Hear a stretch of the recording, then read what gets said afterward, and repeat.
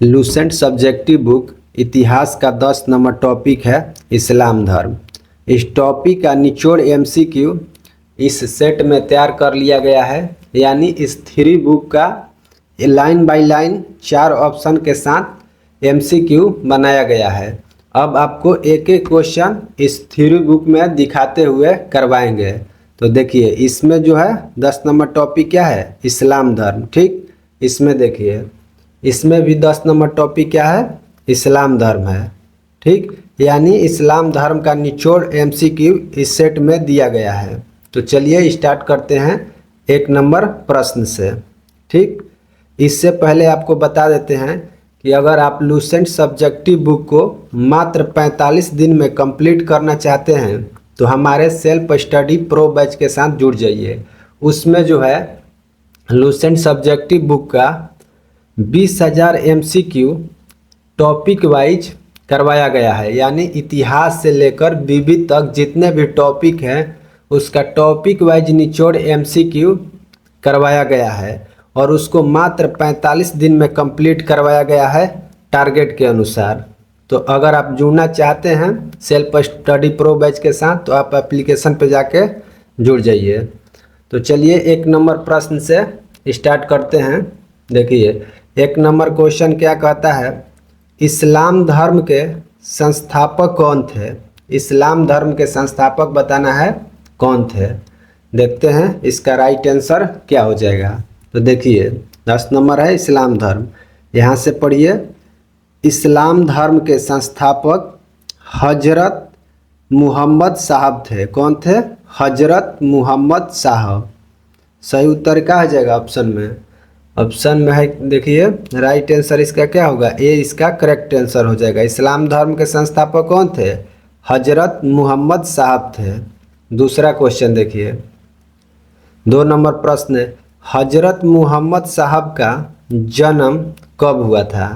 हजरत मोहम्मद साहब का जन्म बताना है कब हुआ था।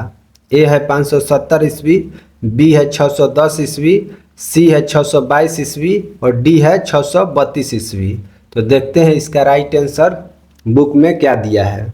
तो देखिए यहाँ पे पढ़िए, हजरत मोहम्मद साहब का जन्म 570 ईस्वी में हुआ था। कब, 570 ईस्वी में मक्का के प्रमुख कुरैशी कबीले में हुआ था।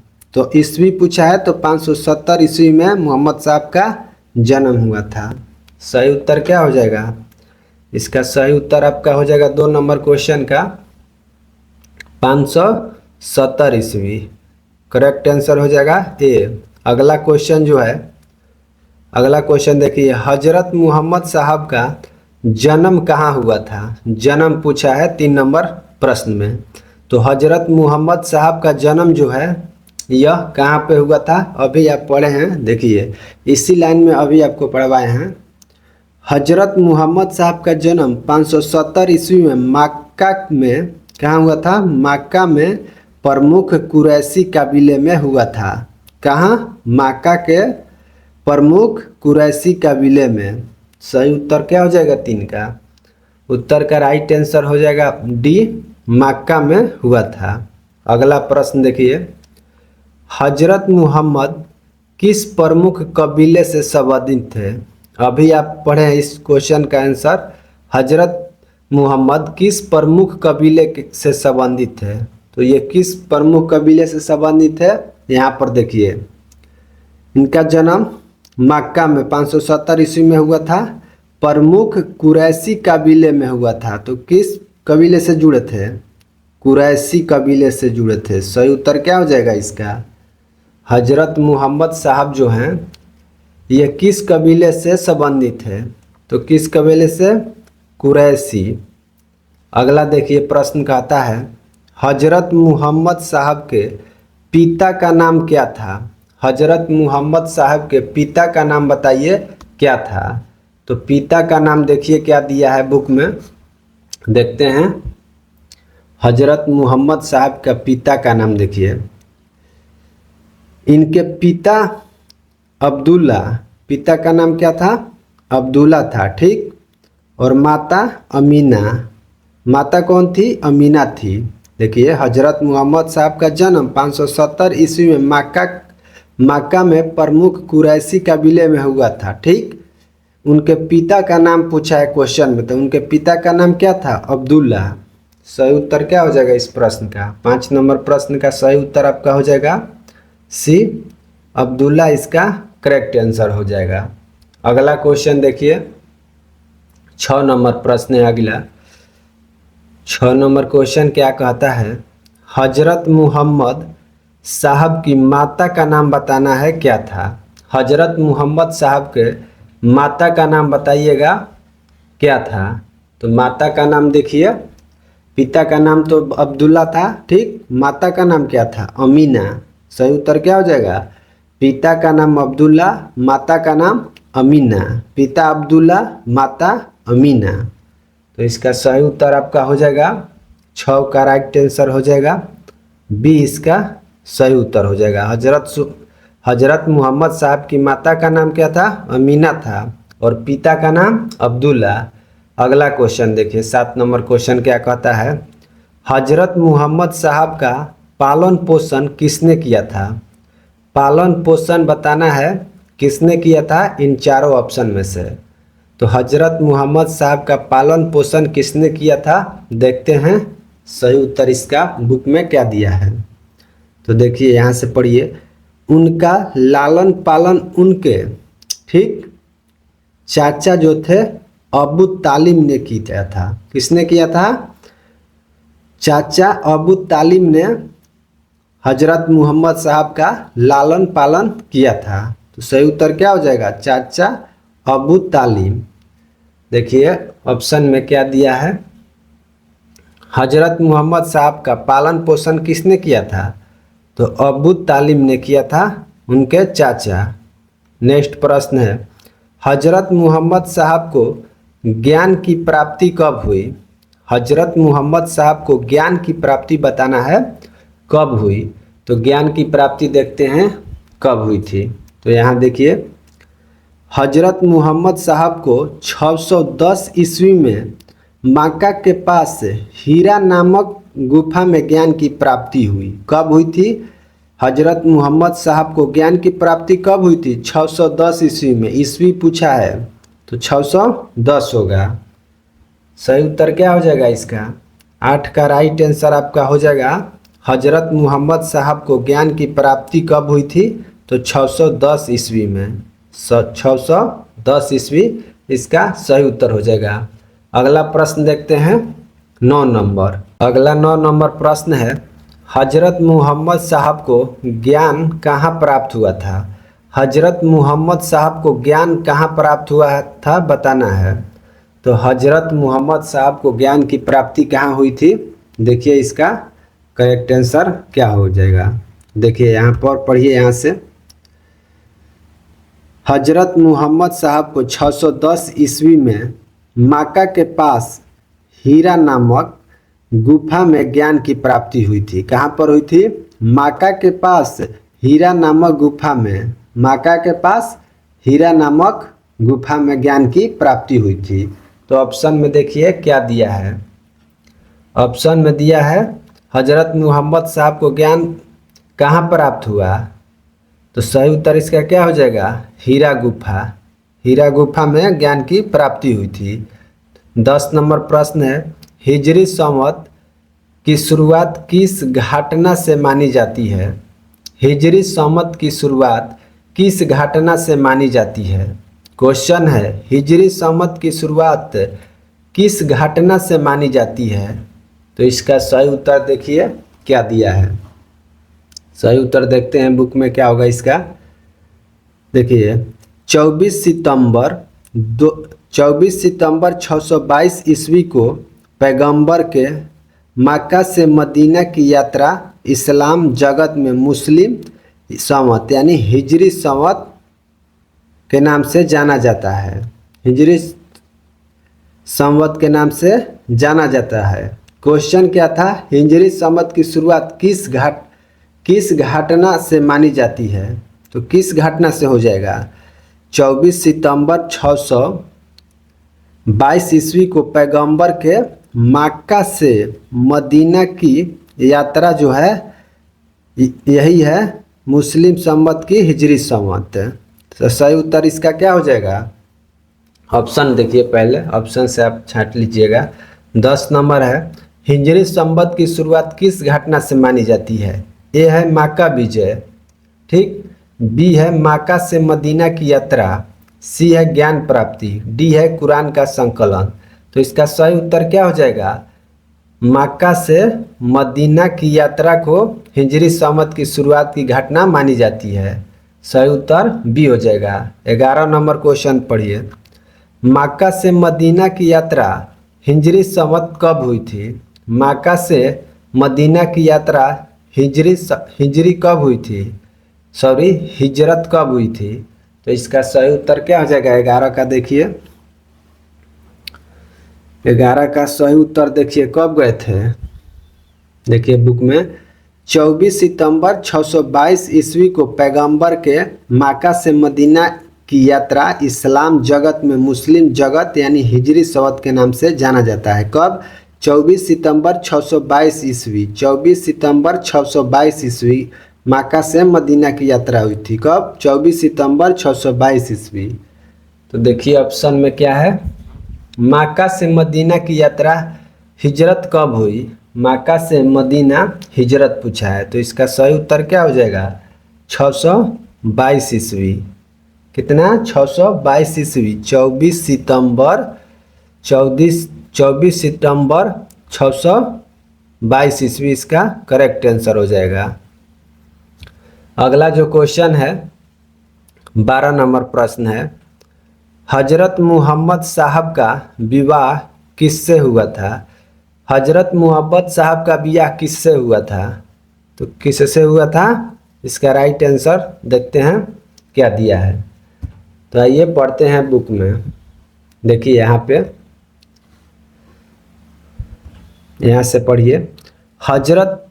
मोहम्मद की शादी 25 वर्ष की अवस्था में खदीजा नामक विधवा के साथ हुआ था।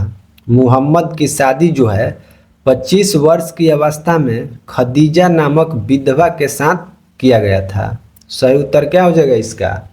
इस प्रश्न का सही उत्तर देखिए, हजरत मोहम्मद साहब का विवाह किनसे हुआ था? तो सही उत्तर क्या हो जाएगा? खदीजा नामक विधवा औरत के साथ हजरत मोहम्मद साहब का विवाह हुआ था। अगला जो क्वेश्चन है 13 नंबर प्रश्न है, हजरत मोहम्मद साहब की पुत्री का नाम क्या था? हजरत मोहम्मद साहब की पुत्री का नाम बताना है क्या था? तो पुत्री का नाम देखिए क्या दिया है बुक में। देखिए यहाँ पर मोहम्मद की पुत्री का नाम जो था फातिमा था। क्या था? फातिमा। एवं दामाद का नाम क्या था? अली था। मोहम्मद की पुत्री का नाम फातिमा, दामाद का नाम क्या था? अली। और मोहम्मद की पत्नी का नाम क्या था? खदीजा। पत्नी का नाम खदीजा, पुत्री का नाम फातिमा, दामाद का नाम अली। ठीक, तो पुत्री का नाम पूछा है, तो पुत्री का नाम देखिए क्या हो जाएगा। 13 नंबर प्रश्न का सही उत्तर आपका हो जाएगा, हजरत मोहम्मद साहब की पुत्री का नाम क्या था? तो इसका राइट आंसर बी हो जाएगा, फातिमा इसका सही उत्तर होगा। पत्नी का नाम क्या, पुत्री का नाम क्या था? फातिमा, पत्नी का नाम खदीजा। अगला क्वेश्चन देखिए 14 नंबर प्रश्न क्या कहता है। 14 नंबर प्रश्न है, हजरत मोहम्मद साहब के दामाद कौन थे? दामाद का नाम बताना है। तो दामाद अभी पढ़े हैं, पुत्री का नाम क्या था? फातिमा, और दामाद का नाम क्या था? देख लीजिए एक बार आप। मोहम्मद की पुत्री का नाम फातिमा एवं दामाद का नाम क्या था? अली। दामाद का नाम क्या था? अली। सही उत्तर इस प्रश्न का हो जाएगा, हजरत मोहम्मद साहब के दामाद का नाम था अली, करेक्ट आंसर हो जाएगा। नेक्स्ट प्रश्न है 15 नंबर क्वेश्चन है, कुरान किस देवदूत द्वारा पैगंबर को संप्रेषित की गई? कुरान किस देवदूत द्वारा पैगंबर को संप्रेषित की गई? तो इसका सही उत्तर क्या हो जाएगा? देखिए यहाँ पे दिया है, देवदूत जिब्रियल, ने पैगंबर मोहम्मद साहब को कुरान अरबी भाषा में संप्रेषित की? किसने? देवदूत जिब्रियल ने पैगंबर मोहम्मद साहब को कुरान अरबी भाषा में संप्रेषित की। किसने किया था? देवदूत जिब्रियल। देवदूत जिब्रियल। तो सही उत्तर इसका क्या हो जाएगा? 15 का राइट आंसर होगा आपका कुरान किस देवदूत द्वारा पैगंबर को संप्रेषित की गई? तो जिब्रिलियन इसका करेक्ट आंसर हो जाएगा, देवदूत जिब्रिलियन। अगला प्रश्न है 16 नंबर क्वेश्चन देखिए, कुरान किस भाषा में है? कुरान किस भाषा में है बताना है। अरबी भाषा, फारसी भाषा, उर्दू भाषा, तुर्की भाषा। तो इसका सही उत्तर ढूंढते हैं, क्या होगा? देखिए यहाँ से पढ़िए। देवदूत जिब्रियल ने पैगंबर मोहम्मद साहब को कुरान अरबी भाषा में संप्रेषित की। किस भाषा में? अरबी भाषा में। तो इस प्रश्न का सही उत्तर क्या हो जाएगा? 16 का। 16 का आपका सही उत्तर हो जाएगा अरबी भाषा में संप्रेषित किसने किया था? तो जिब्रिलियन ने। नेक्स्ट प्रश्न जो है, कुरान में कुल कितने अध्याय सूरा है? यानी सूरा है अध्याय में, इस कुरान में कुल कितने अध्याय हैं? तो इस प्रश्न का सही उत्तर ढूंढते हैं, क्या होगा? देखिए यहाँ से पढ़िए, कुरान इस्लाम धर्म का पवित्र ग्रंथ है। ठीक, यह पवित्र ग्रंथ 114 अध्यायों में बटी हुई है। कितनी? 114 अध्याय में बटी हुई है। ठीक, 114 अध्याय में। अध्याय इस प्रश्न में पूछा है, कुरान कुल कितने अध्याय में बटी हुई है? तो 114 अध्याय में बटी हुई है। ठीक, 17 का राइट आंसर बी हो जाएगा। नेक्स्ट प्रश्न देखते हैं 18 नंबर। 18 नंबर प्रश्न है, हजरत मोहम्मद साहब का निधन कब हुआ? हजरत मोहम्मद साहब का निधन बताइएगा कब हुआ था। तो देखते हैं इस प्रश्न का सही उत्तर क्या हो जाएगा। तो देखिए यहाँ पर दिया गया है, हजरत मोहम्मद साहब का निधन पूछा है। तो यहाँ पढ़िए, हजरत मोहम्मद साहब की मृत्यु जो है 8 जून 632 ईस्वी को हुई। कब? 8 जून 632 ईस्वी को हुई। इन्हें मदीना में दफनाया गया। हजरत मोहम्मद साहब की मृत्यु 8 जून 632 ईस्वी। 8 जून 632 ईस्वी। तो इस प्रश्न का सही उत्तर आपका क्या हो जाएगा? हजरत मोहम्मद साहब का निधन कब हुआ था? तो 8 जून 632 ईस्वी। राइट आंसर ए हो जाएगा। अगला क्वेश्चन है, हजरत मोहम्मद साहब को कहाँ दफनाया गया? हजरत मोहम्मद साहब को कहाँ दफनाया गया? इस प्रश्न का आंसर बताना है।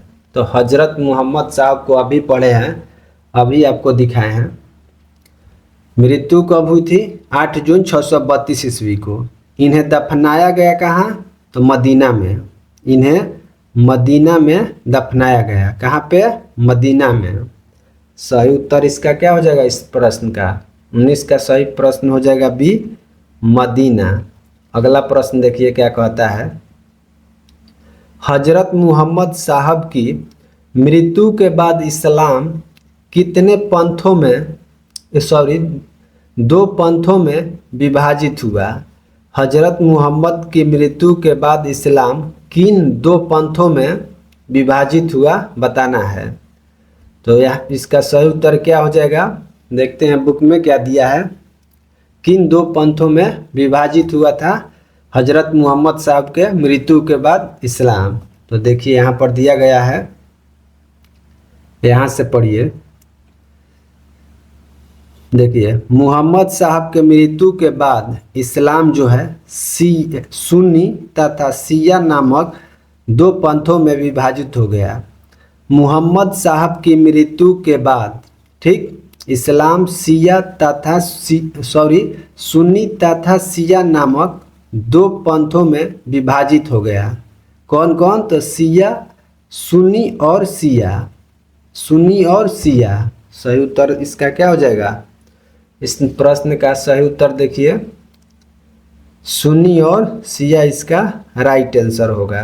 अगला प्रश्न है सुन्नी किसका विवरण है।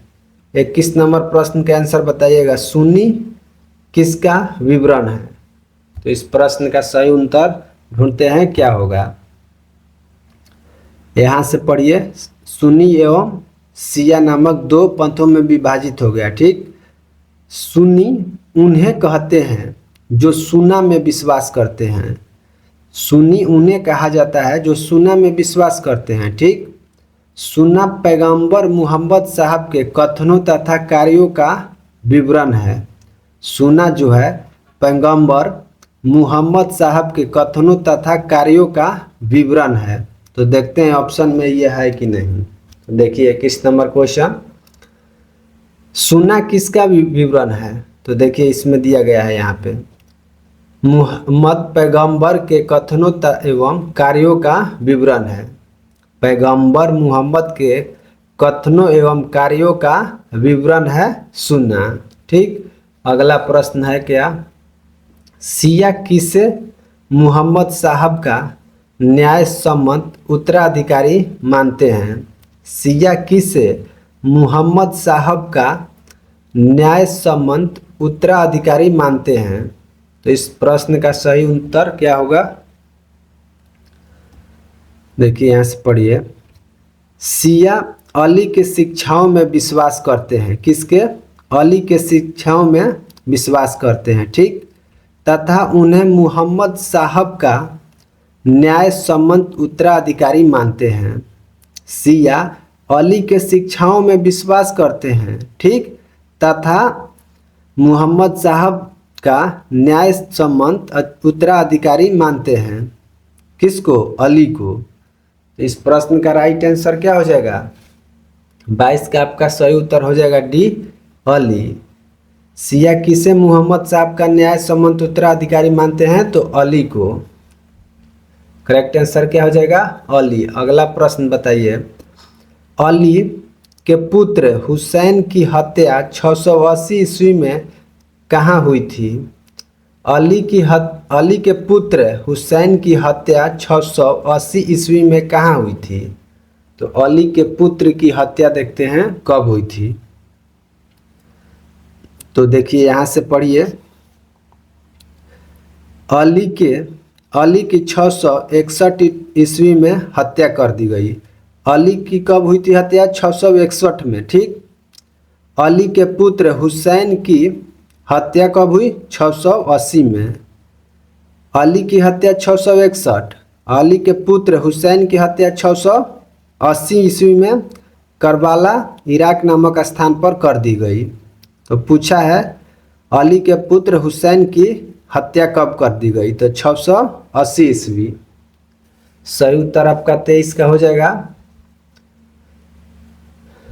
अली के पुत्र हुसैन की हत्या 680 ईस्वी में कहाँ कर दी गई थी। तो अभी आप पढ़े हैं कहाँ करबाला इराक। करबाला इराक में उनकी हत्या कर दी गई थी। सही उत्तर हो जाएगा बी। अगला जो क्वेश्चन है पैगंबर मोहम्मद साहब के उत्तराधिकारी क्या कहलाते थे। पैगंबर मोहम्मद साहब के उत्तराधिकारी बताइएगा क्या कहलाते थे। तो देखते हैं इस प्रश्न का आंसर क्या होगा। पैगंबर पूछा है क्या चीज पैगंबर मोहम्मद साहब के उत्तराधिकारी पूछा है। तो क्या कहलाते थे। तो खलीफा कहलाते थे। पैगंबर मोहम्मद साहब के उत्तराधिकारी क्या कहलाते थे खलीफा। ठीक, इस्लाम जगत में खलीफा पद 1924 ईस्वी तक रहा। कब तक रहा था 1924 ईस्वी तक। ठीक, 1924 ईस्वी में इससे तुर्की के शासक मुस्तफा कमला पाशा ने समाप्त कर दिया। खलीफा पद को किसने समाप्त किया था मुस्तफा कमला पाशा ने समाप्त किया था। ठीक, क्वेश्चन क्या पूछा है पैगंबर मोहम्मद साहब के उत्तराधिकारी क्या कहना है। तो इसका सही उत्तर खलीफा हो जाएगा। इस प्रश्न का सही उत्तर 24 का क्या होगा पैगंबर मोहम्मद साहब के उत्तराधिकारी क्या कहलाते थे। तो खलीफा कहलाते थे। अगला प्रश्न है भारत में इस्लाम का सर्वप्रथम आगमन किसके माध्यम से हुआ। 25 नंबर प्रश्न है, भारत में इस्लाम का सर्वप्रथम आगमन किसके माध्यम से हुआ। तो इस प्रश्न का उत्तर देखते हैं क्या होगा। भारत में आगमन पूछा है इस्लाम का, तो देखिए यहाँ से पढ़िए। भारत में सर्वप्रथम इस्लाम का आगमन अरबों के जरिए हुआ। किसके जरिए हुआ था? अरबों के जरिए हुआ था। ठीक, 712 ईस्वी में अरबों ने सिंध जीत लिया और सबसे पहले भारत के इसी भाग में इस्लाम का एक महत्वपूर्ण धर्म बनाया। भारत में सर्वप्रथम इस्लाम का आगमन जो है अरबों के जरिए हुआ। ठीक, 712 ईस्वी में अरबों ने सिंध जीत लिया और सबसे पहले भारत के इसी भाग में इस्लाम का महत्वपूर्ण धर्म बनाया। तो सही उत्तर क्या हो जाएगा? भारत में सर्वप्रथम इस्लाम का आगमन किसके जरिए हुआ? क्वेश्चन है, तो क्वेश्चन का सही उत्तर हो जाएगा अरबों के माध्यम से आगमन हुआ था। अगला प्रश्न है, नमाज के दौरान मुसलमान जिस दिशा की ओर मुख करके खड़े होते हैं उसे क्या कहा जाता है। नमाज के दौरान मुसलमान जिस दिशा की ओर मुख करके खड़े होते हैं उसे क्या कहा जाता है। तो इस प्रश्न का सही उत्तर देखिए क्या होगा, रेक्ट बॉक्स में दिया है। नमाज के दौरान मुसलमान मक्का की तरफ मुंह करके खड़े होते हैं। नमाज के दौरान मुसलमान मक्का की तरफ मुंह करके खड़े होते हैं। ठीक, भारत से मक्का पश्चिम की ओर पड़ता है। भारत से मक्का जो है पश्चिम की ओर पड़ता है। ठीक, मक्का की ओर की दिशा को किबला कहा जाता है। मक्का की ओर दिशा को क्या कहा जाता है? किबला। तो सही उत्तर आपका क्या हो जाएगा? इस प्रश्न का सही उत्तर आपका हो जाएगा किबला, इसका करेक्ट आंसर हो जाएगा। दिशा पूछता तो क्या होता? पश्चिम दिशा की ओर पड़ता है, तो मक्का की ओर मुंह करके पढ़ते हैं कुरान, नमाज पढ़ते हैं। ठीक, अगला क्वेश्चन देखिए, 27 नंबर है, निम्नलिखित में से कौन सा इस्लाम धर्म का प्रमुख त्यौहार है। 27 नंबर प्रश्न है, निम्नलिखित में से कौन सा इस्लाम धर्म का प्रमुख त्यौहार है। तो देखते हैं प्रमुख त्यौहार कौन कौन सा है। तो देखिए इसमें दिया गया है, इस्लाम धर्म के प्रमुख त्यौहार हैं ईद उल फितर, ठीक, ईद उल अजहा, मिलाद उन नबी, ठीक, मुहर्रम, आशूर, शब बारात, शब मेराज। तो ऑप्शन में देखते हैं क्या दिया है। 27 नंबर क्वेश्चन पूछा है, निम्नलिखित में से कौन सा इस्लाम धर्म का प्रमुख त्यौहार है। तो ईद उल फित्र ये तो सही है, शब बारात ये भी सही है, मिलाद उन नबी ये भी सही है, डी है उपयुक्त सभी। तो राइट आंसर आपका डी हो जाएगा, इनमें सब है। 27 का राइट आंसर क्या होगा? डी करेक्ट आंसर हो जाएगा। यानी इस टॉपिक से टोटल कितने क्वेश्चन कराएं? 27 क्वेश्चन आपको करवाएं। ये जो टॉपिक है इस्लाम धर्म, देखिए इस्लाम धर्म छोटा टॉपिक है, बहुत बड़ा टॉपिक नहीं है। इससे जितने भी MCQ निकले एग्जाम के दृष्टि से वे आपको इस सेट में करवा दिए। ठीक, अगला टॉपिक जो है देखिए क्या है, 11 नंबर। अगला टॉपिक 11 नंबर क्या है? ईसाई धर्म। ईसाई धर्म है 11 नंबर टॉपिक। इस टॉपिक को कंप्लीट पढ़ लीजिएगा। नेक्स्ट वीडियो में इस टॉपिक का निचोड़ MCQ आपको करवाएंगे, एक एक क्वेश्चन दिखाते हुए। ठीक, अगर आप चैनल पे नए हैं तो चैनल को सब्सक्राइब कर लें, वीडियो को लाइक कर दीजिएगा और एक प्यारा सा कमेंट करिएगा कि यह आपको वीडियो कैसा लगा। आपका कमेंट से ही मुझे मोटिवेशन मिलता है। ठीक, तो नेक्स्ट वीडियो 11 नंबर ईसाई धर्म पढ़ लीजिएगा।